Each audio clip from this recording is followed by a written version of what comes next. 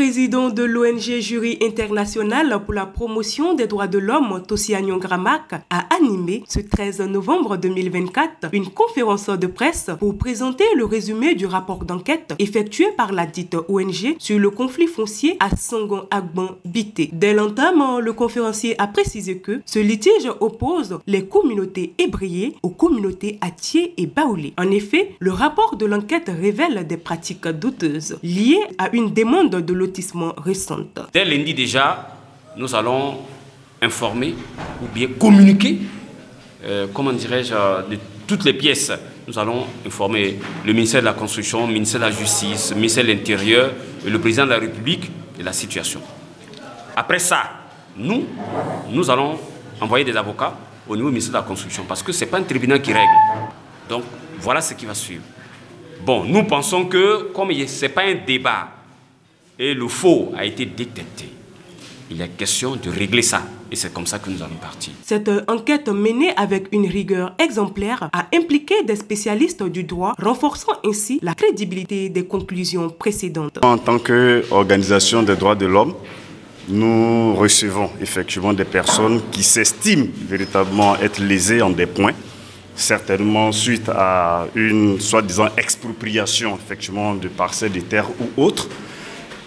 Mais en tant qu'organisation, effectivement, il nous revient des droits de mener des investigations à l'effet de savoir si effectivement les allégations, n'est-ce pas, de celui qui vient se plaindre à nous sont fondées. Ça nécessite évidemment une enquête. De ce cadre-là, lorsque effectivement les propriétaires terriens du village de Songon-Agban ont procédé à notre saisine, nous également, nous n'avons pas pris pour parole d'évangile leur déclaration.